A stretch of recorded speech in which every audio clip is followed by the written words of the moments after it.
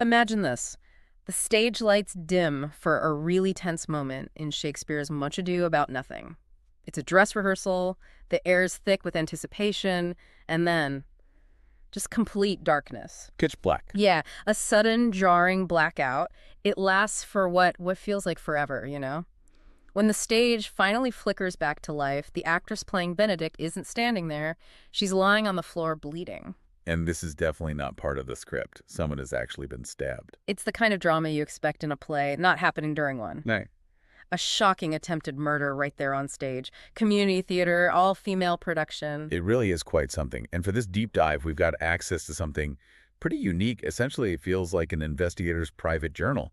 Stacks of raw notes, transcribed interviews, candid observations, crucial clues, gathered from, well, everywhere. The crime scene, the hospital, talks with every single person connected to that play.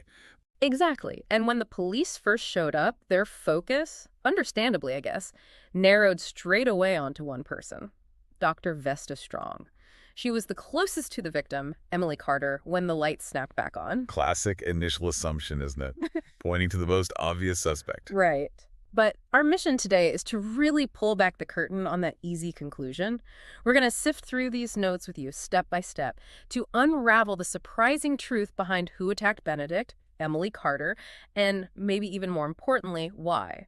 And you should get ready, because this investigation, well, it takes some genuinely unexpected twists and turns. It reveals layers of motive, maybe even conspiracy, that you just won't see coming. Okay, so let's unpack this. The dramatic opening scene set the stage for our investigation. It was, a typical dress rehearsal, maybe a bit fraught.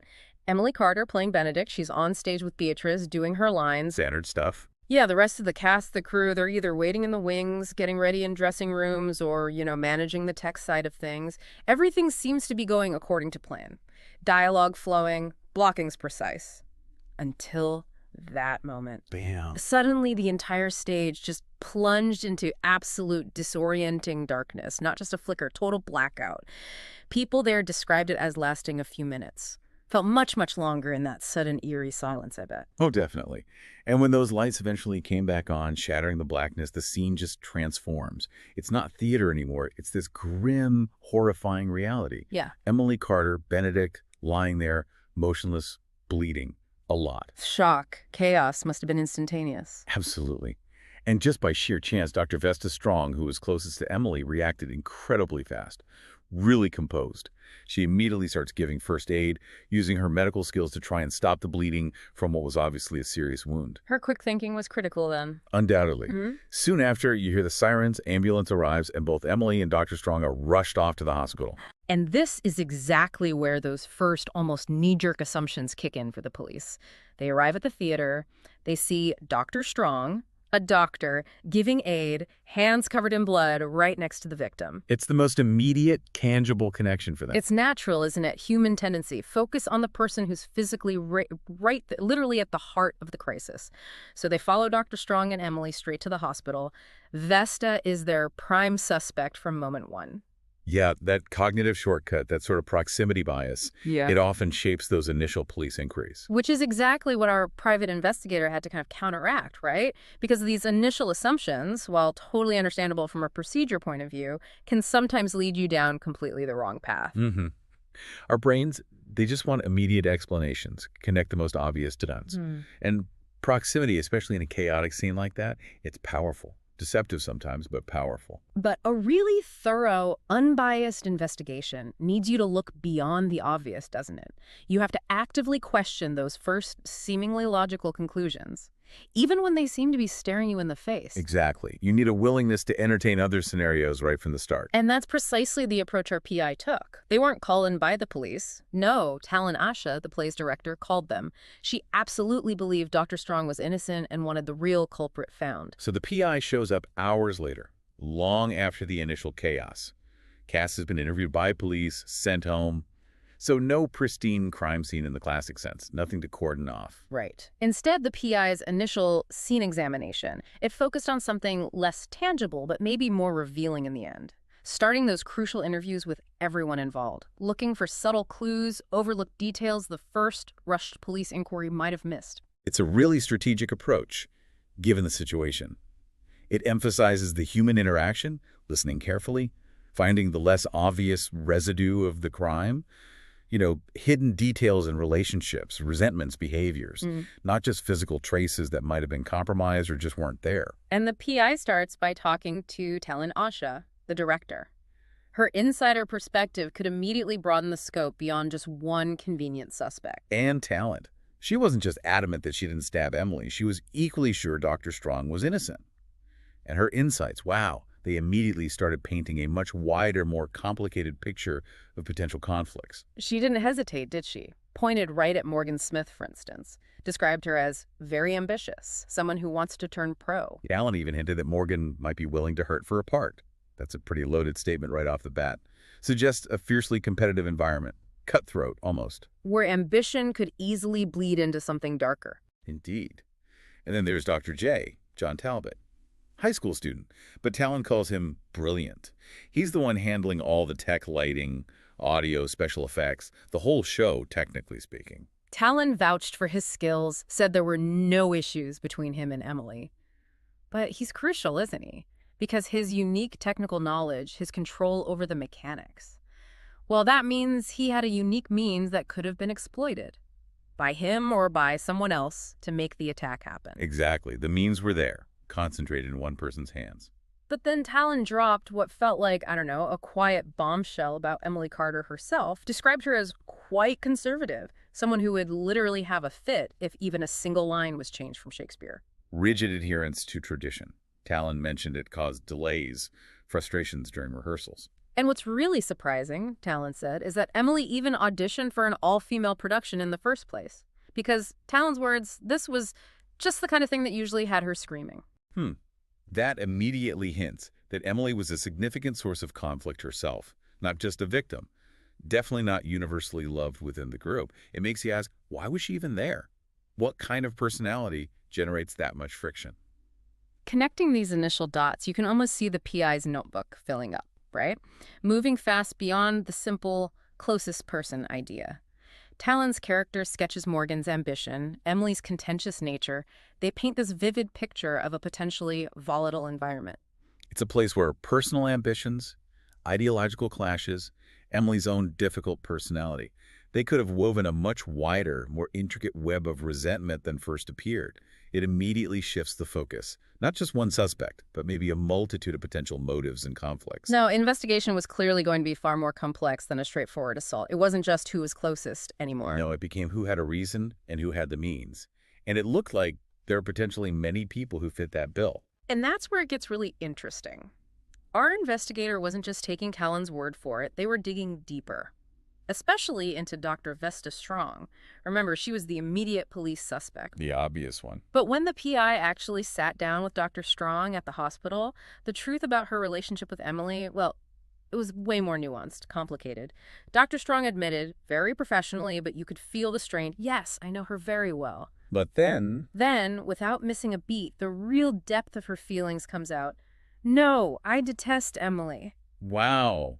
That's striking, almost paradoxical, isn't it? To detest the person you're accused of harming, but also be the one who gave life-saving first aid. Exactly. And Dr. Strong didn't mince words explaining why. It stemmed from Emily's really staunchly conservative views, especially her influence on the hospital board. Emily, she revealed, doesn't believe that trans people have any right here at the hospital except for emergency care. Which is legally required anyway, of course. Right. And Dr. Strong, totally committed to inclusive care, vehemently disagreed, found it morally repugnant. Yet, despite this huge personal and professional conflict, she maintained her professional commitment, her own words. As soon as I saw that she was injured, I did everything in my power to make sure she makes a full recovery. That speaks volumes about Dr. Strong's integrity, doesn't it? Her dedication to the Hippocratic Oath. Putting aside such intense personal feelings in a crisis, it must have immediately signaled to the PI that simple motives were just not the full story here. You have to look at the ethical frameworks people operate under. That's the tension right there, personal beliefs versus professional duty. Dr. Strong embodies it. Makes you wonder, doesn't it? Especially when the person you're saving holds views you find so awful. And medically speaking, Dr. Strong gave an excellent prognosis for Emily. Confirmed the wound wasn't deep enough to hit the heart, thankfully, but it had nicked an artery. Explained the heavy bleeding, the immediate danger. Her assessment confirmed absolutely this was attempted murder. Deliberate, not some accident. And Dr. Strong's perspective also widened the scope of Emily's unpopularity, didn't it? Far beyond just the cast and crew. Oh, yeah. She explicitly said most of the staff at the hospital despise her, that all of the cast have been criticized since the start of rehearsals, and then, almost casually, revealed that her husband is cheating on her. Wow, okay, so that shifts the focus dramatically. Not who hated her, but who didn't hate her. Pretty much. It told the investigator the pool of potential suspects was much, much wider than they first thought. Emily's difficult personality seemed to create friction almost everywhere she went. And the unraveling of Emily's life really picked up speed from there. Our PI, always alert, picks up on these whispers in the hospital elevator, two nurses talking discreetly about Emily, saying something like, maybe the union and the hospital can get down to meaningful salary negotiations now that Carter is out of the way. She'll be confined to bed for at least a week. Exactly. Suddenly, you've got this potential hospital union angle, suggesting Emily's incapacitation, even just for a week, could directly benefit others, financially, politically maybe, removing an obstacle to negotiations. This is another layer, isn't it? Subtle, but significant. Beyond personal vendettas, now there's a hint of broader institutional conflict. Strategic gains. Then during a search, the PI finds this really intriguing note, a formal ejection of Emily Carter from the committee for utter failure in your assigned task. What was the committee? Emily later explained it was an arts group at the country club, and they were apparently pretty upset about talent reworking the play, especially the all-female casting. But here's where it gets really interesting. Go on. Emily, despite her conservative reputation, revealed this surprising change of heart during her interview. She admitted that after working with talent in the cast, she realized the production was actually closer to the original all-male casting with some updated language, making it more accessible, more relevant, maybe. So she was, maybe, becoming more open-minded, or at least strategically flexible, which might have alienated her from her usual conservative allies. Exactly. So maybe she wasn't just a target for her rigid views, but maybe for not being rigid enough for some people, or just caught in the crossfire between different factions. It's a fascinating twist, another potential motive from an unexpected angle. And speaking of her conservative controlling nature. Right. The PI later found that petition at the mall, signed only by Emily, advocating to close the arcade at the mall because youths hanging around can only lead to delinquency. That just perfectly reinforces her personality, doesn't it?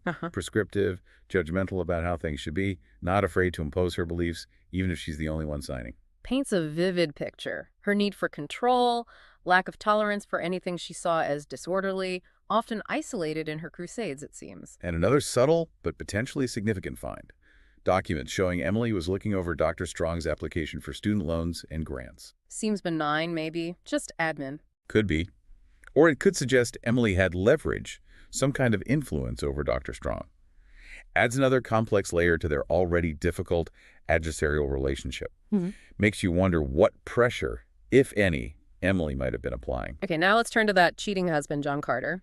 Dr. Strong was actually the first to reveal the affair, wasn't she? Casually mentioned seeing him check into a hotel with a young woman, even noted he wasn't acting very fatherly as he cupped her rear. Classy. Our PI, seeing this as a crucial lead, immediately follows John Carter, tracks him to a quiet romantic restaurant, gets photos of him with a stunning blonde in a Mini Cooper. And the blonde is later identified as Sophie Pigeon, his administrative assistant, confirms Dr. Strong's story. And Emily herself later corroborated it, confirmed she was divorcing John, even suspected he knew because he hadn't visited her once in the hospital. The pieces of his infidelity just fell right into place. And that provides a compelling classic motive, doesn't it? Marital discord, potential for a messy, costly divorce. Definitely a powerful trigger for desperate actions. For both of them, potentially. For John, avoiding the cost and scandal of divorce. For Sophie, the other woman, maybe eliminating Emily secures her position with John, elevates her from mistress to wife with all the perceived benefits. It's an intertwined motive. Which brings us back to Morgan Smith. Our investigator couldn't help but notice her insufferable behavior right from the start. Yeah, the PI's colleague, Fee, overheard Morgan talking down to everyone, especially Luna, who plays Hero. Morgan apparently felt superior because she wasn't an understudy anymore, a role she herself had literally just left the day before. Strong sense of raw ambition there. Entitlement, maybe. And here's where a very significant potential financial motive comes in. Fee also overheard something about an insider trading tip. Emily supposedly recommended to an investor. Oh. Yeah, and the tip failed horribly, caused the investor to lose everything they'd invested. Now, the name wasn't mentioned, but it immediately adds this powerful financial motive for someone. And the PI immediately thinks, could Morgan have been that investor, given her ambition, her desire for success? Exactly. If she lost everything because of Emily, that's a potent catalyst for revenge. And adding to her suspicious profile, her lies, outright, easily checkable lies, her alibi for the stabbing, outside getting air by the stage door. But CCTV footage showed no one there.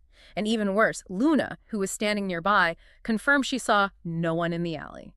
Plus, Morgan flatly denied making any investments, despite the overheard tip about Emily's disastrous advice. She definitely had something to hide, beyond just ambition. And her dislike for Emily calling her a bitch and John calling him a pig was pretty obvious. Morgan's ambition, potential financial ruin, her lies.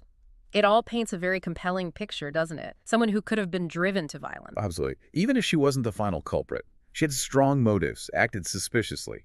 A very compelling red herring, at the very least. Her behavior just highlights the complex web, the underlying tensions, makes it hard to pinpoint one person when multiple people have reasons and are acting deceptively. Forces the PI to cross-reference motive means opportunity with the objective evidence. Okay, let's shift gears now to the actual mechanics of the attack, because how it happened is just as crucial as who did it.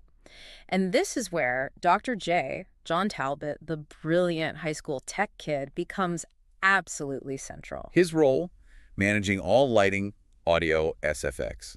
And he was the only stagehand working from the tech booth, gave him unique control. And here's the key thing, right? He proudly explained he'd installed servos on both of the spots so I could control them from the booth. For anyone listening, a servo is basically a small motor. Allows precise remote control, so Dr. J could move the spotlights, turn them on or off, aim them, all remotely from his control panel. This setup gave him, or anyone controlling his system, the unique ability to manipulate the stage lighting remotely. He was the gatekeeper of the lights, the one person who could orchestrate a sudden blackout for the main performers. And he explained the sequence. Both spotlights died simultaneously. His first thought? Circuit breaker tripped. Common enough in old theaters. But it wasn't the breaker. No. He checked. No breakers tripped. Instead, he found the power strips for the spots had been switched off, manually, healing power just to those lights. So he turns those back on, restores the spots, but then, to get the main stage lights back, He had to hurry backstage and restore the lights at the stage lights control panel. This distinction is absolutely vital, why? because while he could control the spots remotely with his servos, the main stage lights were on a separate, much older system. There was a giant switch, the StageMaster switch, installed way back when the building was built, designed mainly for killing power to everything in case of fire. And crucially, He explicitly stated he couldn't do that remotely, meaning to plunge the entire stage into darkness, someone had to be physically present at that master switch backstage. the PI immediately notes, there is no way he, Dr. J, could have seen who went in there from the control room unless he did it himself. Exactly. Raises that critical question about Dr. J's role. Unwitting pawn. Did someone else flip his power strips? Or was he more involved? Complicit? Maybe. The fact the whole stage went dark points to someone physically backstage at that master switch. And to make sure no one was guarding that critical master switch, there was this incredibly clever orchestrated diversion. Andy Campbell, the stage manager, utterly devoted to his DeLorean. Called it the greatest car I've ever owned. Treated it like a child, his prized possession, his weak spot. And someone clearly knew this. A kid ran in the stage door with a note, claiming Andy's beloved DeLorean had been hit, person responsible was waiting. A deliberate, cynical ploy, designed purely to lure Andy away from his desk where that StageMaster switch was located. Andy, naturally, panicked, ran out immediately, only to find... Not so much as gust on it. Cruel prank, but incredibly effective. The PI recognized it instantly as premeditation. And the theater's CCTV confirmed it all, right? The kid with the note. And Andy's DeLorean deliberately parked far away from all the other cars. Easy to approach, looked like it was hit, without drawing attention. This wasn't spur-of-the-moment violence. It was planned. Someone specifically targeted Andy, knew his weakness, executed a plan to remove him from that key position. That shift from sudden attack to careful multi-step operation was pivotal. Signaled a much more sophisticated culprit. Absolutely. So with the blackout mechanics clearer, next step. Find the weapon. PI checks the rapiers first. Worn by all the soldiers in the play, obvious first thought. Stage props. Their safety tips could be removed, making them potentially dangerous. But a luminol test, that chemical that detects tiny blood traces, showed no sign of blood on any of them. So, ruled out, the attacker brought their own weapon. Yes, and the real weapon was found through meticulous work, painstaking review of the lobby CCTV footage. The PI makes this critical observation. They could clearly see the blonde is carrying a particular knife. The blonde Sophie, Pigeon. Yes, and not just any knife. A Spetsnaz ballistic knife. This is not your average knife. It's military grade, designed to project its blade like a projectile using a spring mechanism. Wow. Okay, that's specialized. Highly specialized. Fighting this specific weapon didn't just point to the attacker's intent serious harm, but also hinted at disturbing premeditation, maybe even a background suggesting familiarity with such dangerous weapons. It was the crucial piece of physical evidence that started to unravel everything and point directly to the culprit. Okay, let's tie it all together now. Reveal who was behind this shocking attack. Emily Carter, despite her initial confusion, her panic in the dark, she held the key, unexpectedly. Initially, she assumed Dr. Strong, right? Just because, as she recalled, it was pitch black, but the only person who was close to me was Vesta. Logical assumption given the circumstances, but wrong. But the PI, knowing Dr. Strong had no weapon and actually saved Emily's life, gently pushed her. Think deeper. Beyond that immediate assumption, did she hear anything else in the darkness? Anyone moving swiftly? And Emily recalled. Yes, she did hear someone moving quickly, a distinct sound, agile movement. She instinctively turned towards the sound. That was the turning point in her memory. Unlocked more sensory details. And here's the critical detail. The unexpected clue from the chaos. When asked if she smelled anything during those moments, Emily's face lit up. Yes, I did, she said. A cheap perfume. I'd smelled it before, but this time it was much stronger. The sensory identifier, the hidden clue, there all along. A distinct scent Emily recognized but couldn't place in the immediate trauma. It's incredible how the brain stores these details, even under extreme stress. Armed with that vital clue, the PI takes the decisive step, shows Emily the photograph of Sophie Pigeon, John Carter's assistant, the stunning blonde. Emily has her aha moment, flash of complete recognition. I just realized where I'd smelled that cheap perfume, she exclaimed. You can imagine the dawning horror. It's her. She was on the stage. Did she stab me? Direct identification. Her fragmented memory, guided by the PI, finally connected the dots, linked the assailant to the scent. Chilling. And that identification was quickly backed up, solidified by other witnesses, right? Created this undeniable picture of Sophie's presence at the crucial spot, doing exactly what was needed for the attack. Yes. Michel Esteban, stage left wing, saw movement behind his Andy's desk out of the corner of my eye just before the lights went out. Luna Tesh, by the stage door, also saw a woman by his desk right before the lights went out. And Harper Lane, when shown Sophie's picture, confirmed it immediately. It was Sophie Pigeon by Andy's desk. She just thought Sophie was taking over for Andy for a while. All these independent accounts put Sophie squarely at the stage master switch, the device that plunged the theater into darkness. And furthermore, that diversion, the DeLorean prank, confirmed by direct testimony. The PI tracked down Oliver Reed, the kid who delivered the note. And he confessed. Yes, feeling guilty. Confessed, Sophie Pigeon paid him $5 to deliver the note, told him to claim she'd made a mistake and hit his car. This explicitly ties Sophie directly to luring Andy away from that crucial position.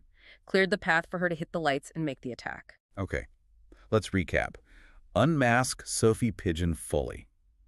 The evidence converging on her is just overwhelming, meticulously pieced together. We have the affair with John Carter, strong motive, tied to Emily's divorce plans. We have her on CCTV, clearly carrying that specific deadly Spetsnaz ballistic knife into the theater, the murder weapon. Then Emily's crucial identification by the smell of her cheap perfume. Her confirmation Sophie was on stage during the attack. Multiple independent witnesses placing Sophie right at the stage manager's desk by the master switch just before the blackout. And finally, her direct involvement in orchestrating the DeLorean prank to remove Andy from that spot seals her role as the orchestrator. It's a masterful assembly of clues, isn't it? A faint smell, an overheard chat, a staged prank, grainy CCTV witness accounts, each telling only part of the story. The PI pieced these fragments together, each reinforcing the others, building an absolutely conclusive case against Sophie. It wasn't one single smoking gun. No, it was a constellation of evidence, each point shining a light on her culpability, leaving no doubt who held the knife, who orchestrated the whole chilling sequence, a testament to the detective work, connecting those seemingly unrelated threads. But here's where it gets even more complex, pushes beyond just one perpetrator.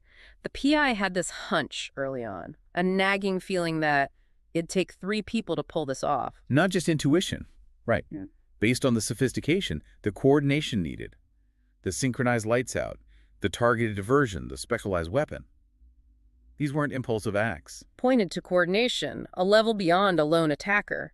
The PI saw the signs of a premeditated, multi-layered plan. Which is why, after identifying Sophie as the stabber and diverter, the PI immediately calls the cops and says what? Says, we have the stabber, hopefully she'll flip on John Carter, directly implicating John Carter in a broader conspiracy, suggesting he was the likely mastermind.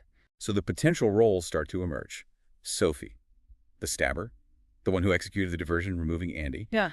John Carter, likely involved, maybe the mastermind, given the motive divorce, affair, animosity. Highly probable he conceived the plan. Sophie is willing accomplice. But then there's Dr. J, the tech wizard. Was he an unwitting pawn? Did Sophie just flip his power strips in the booth? Or was he more involved, maybe convinced to test something? Directly complicit. His access made him a potential weak link. And what about Morgan Smith? The lies, the ambition, that insider trading tip connection, just a red herring, drawing suspicion. Or did she have a more subtle part, maybe passive, chose not to intervene, not report something she saw, driven by her own desperation or dislike for Emily? The PI's 3-people hunch suggests something more intricate than just the 2 lovers. It's rarely just one person in these complex dramas, is it? While John's affair and Emily's divorce are clear motives for him, Sophie's direct action, it feels more complex than just being John's puppet. Was she just doing his bidding, eager to be the new Mrs. Carter, dreaming of a future without Emily? Or did she have her own deep-seated reasons, fueled by Emily's difficult character, general animosity? Remember Morgan's pig comment about John Cat? Maybe Sophie shared that dislike, or had her own resentments towards Emily. It's entirely possible she was trying to secure her future with John, saw Emily as an obstacle, or maybe just caught up in the intense emotion of it all, pushed to extremes by the toxic dynamic between Emily and John. Real life has layers of motivation beyond the obvious. Unraveling it means understanding the emotional landscape, too. And this investigation, like many real ones, leaves us with some intriguing loose ends. Questions for you, the listener, to ponder. Exactly, like the bizarre car vandalism, the PI's car tires punctured with hunting knife and smiley faces glued on each tire. That's weird. Definitely not random. Felt personal. A warning.